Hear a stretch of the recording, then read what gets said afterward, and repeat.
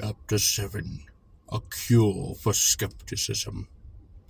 When Algernon had completed his phone call, he lit a cigarette, very calmly and deliberately, and crossed to where Dr. Imbert was standing.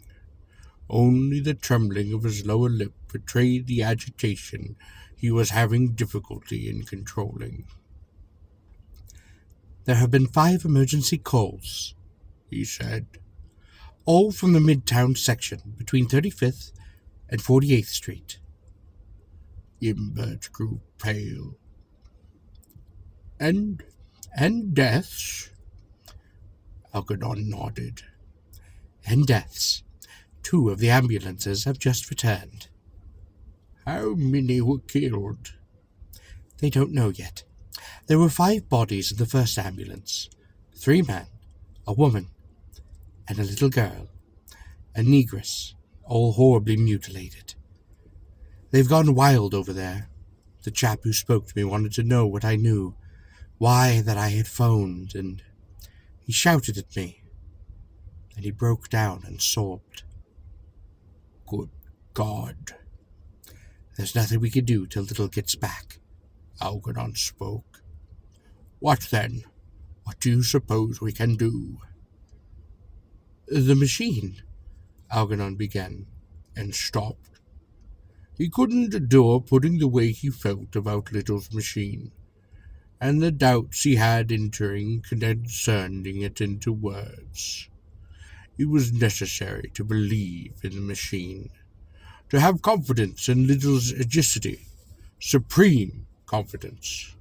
It would have been disastrous to doubt in such a moment that a blow would eventually be struck, that Little and his machine together would dispose forever of the ghastly menace of Chogna Fawn.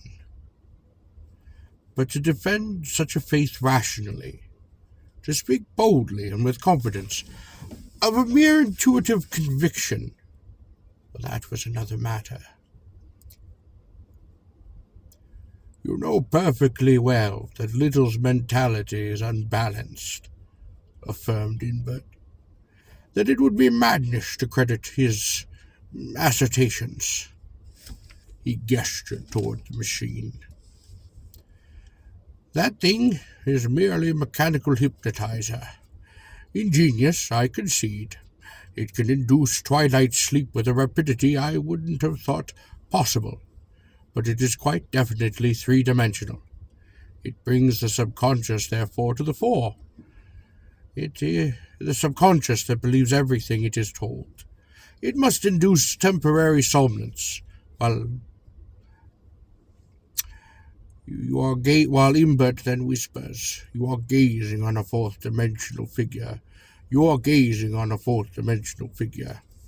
Such deceptions are difficult to implant when the mind is in a dreamlike state. "I'd rather not discuss it," murmured Algernon. "I can't believe the figure we saw was wholly a deception. It was too ghastly, too unbelievable. And remember that we both saw the same figure. I was watching you at the time. You looked positively ill, and mass hypnosis is virtually an impossibility. You ought to know that. No 2 men will respond to suggestion upon the same way. We both saw a 4-dimensional figure, an outrageous figure." "But how do you know that we saw the same figure? We may easily have responded differently to Little's suggestion. Group hypnotism is possible in that sense. I saw something decidedly disturbing. So did you. But that doesn't prove that we weren't hypnotized." "Well, then I'll convince you that we weren't," exclaimed Algernon. "A time-space machine of this nature isn't theoretically inconceivable. 4 physicians have speculated upon the possibility of reversing entropy in isolated portions of matter for years. Watch now." Deliberately he walked to the machine and shot the lever upward. Chapter 8. What happened in the laboratory? Algernon raised himself on his elbow and stared in horror at the gaping hole in the wall before him. It was a great circular hole, with jagged edges, and through it the skyline of lower Manhattan gleamed nebulously, like an etching under glass. His temples throbbed painfully. His tongue was dry and swollen, and adhered to the roof of his mouth. Someone was standing before him. Not Imbert, for Imbert wore spectacles, and this man's face was destitute of all glitter, a blurred oval faultlessly white. Confusedly, Algernon recalled that Little did not wear spectacles. This, then, must be Little. Little, not Imbert. It was coming back now. He had sought to convince Imbert that the machine wasn't a mechanical hypnotizer. He had turned it on. Good God, what had happened then? Something neither of them had anticipated. An explosion. But first, for an instant, they had seen the figure and the light, and he and Imbert had been too frightened to turn it off. How very clear it was all becoming. They had stood for an instant facing the wall, too utterly bewildered to turn off the light, and then Little had entered the room, shouted a warning, a frenzied warning. "Help me, please," exclaimed Algernon weakly. Little bent and gripped him by the shoulders. "Steady now," he commanded as he guided him toward a chair. "You're not hurt, but you're all right in a minute. Imbert too's all right. A piece of plaster struck him in the temple, gave him a nasty cut, but he'll be quite all right." "But what happened?" Algernon gestured helplessly toward the hole in the wall. I remember that there was an explosion and that you shouted at me, didn't you?" "Yes. I shouted for you to get back into the room. You were standing too close to the wall. Another instant and the floor would have crumbled too. You would have had a nasty tumble from which you probably wouldn't have recovered." He smiled grimly and patted Algernon upon the shoulder. "Just calm down a bit. I'll get you a whiskey and soda." "But what precisely happened?" persisted Algernon. "Well, the light decreased the wall's randomness, sent it back through time. I warned you that the wall would crumble if the light rested on it for more than an instant, but you had to experiment." "I'm sorry," muttered Algernon shamefacedly. "I fear I've ruined your apartment." Not really. Not important. It's eerie, of course, having all one's secrets open to the sky, but my landlord will rectify that." He gazed at Algernon curiously. "Why did you do it?" "To convince Imbert. He said the machine was merely a mechanical hypnotizer." "Ah, I see. Imbert thought I was rather pathetically touched." Not exactly. I think he wanted to believe you, but couldn't. Well, I can't blame him. For years ago I would have doubted too. Laughable, all this to scorn. I approve of skeptics. They're dependable. When you succeed in convincing them that unthinkable and outrageous things occasionally have at least pragmatic potency. I doubt if even now Imbert would concede that this is an entropy-reversing machine, but you may be sure his respect for it has grown. He'll follow my instructions now without hesitation, and I want you to. We must act in unison, or we'll be defeated before we start." Algernon began to suddenly tremble. "We haven't an instant to lose," he exclaimed. "I got in touch with the police just before you came back. They're sending out ambulance calls from all over the city.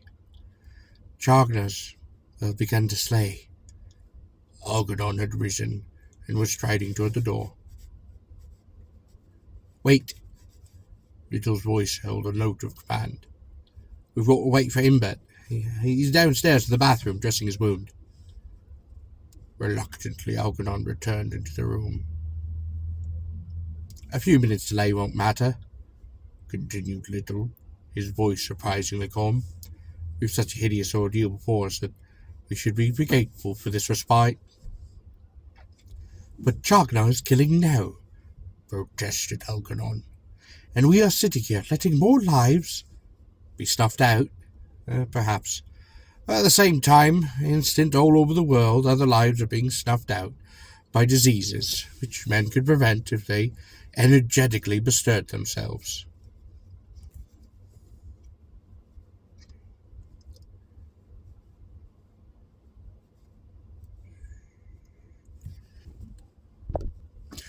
He drew a deep breath. We're doing the best we can, man. This respite is necessary for our nerves' sake. Try to view the situation sanely. If we're going to eradicate the malignancy, which is dragging our fawn when the insurgents come, we've got to seal our wills, extrude from our minds all hysteria, considerations, sentiment. But it will kill thousands, protested Algernon, in the crowded streets. Nah. Little shook its head. It's no longer in the streets. Left the city. How do you know? Been a massacre in Jersey Coast, near Osbury. Stopped for an instant in the Brooklyn Standard office on my way up from the garage. The night staff in turmoil. They're rushing through sensational morning extras. I found out something else. It's been a similar massacre in Spain. If we hadn't been taken here, would we have been known? All the papers ran columns about it hours ago. They're correlating the dispatches now. Tomorrow, everyone will know the menace. What I fear next is mass hysteria. Mass hysteria? Oh yeah, they're going mad in the city tomorrow. Be a stampede. Unprecedented superstition, blind terror. It always culminates in acts of violence. Hundreds of people will run amok, pillaging, destroying. There'll be more lives lost than Chagnar destroyed tonight. But we can do something. We must. Yeah. I said, we're just merely waiting for Dr. Imbert. Little crossed to the eastern window, staring out for a moment to the lightening sky. Then he returned to where Algernon was standing. Do you feel better? He asked. Have you pulled yourself together? Yes, muttered Algernon. I'm quite all right. Good. The door opened, and Imbert came in. His face was distraught and of a deathly pallor, but a look of relief came into his eyes when they rested upon Algernon. I feared you were seriously hurt, he cried. We were quite mad to experiment with that thing. We must experiment again, I fear. Imbert nodded. Yes, I'm ready to join you. What do you want to do? I want you and Harris to carry that machine downstairs. We'll put it in my car. I need a flashlight and a few other things. I won't be very long.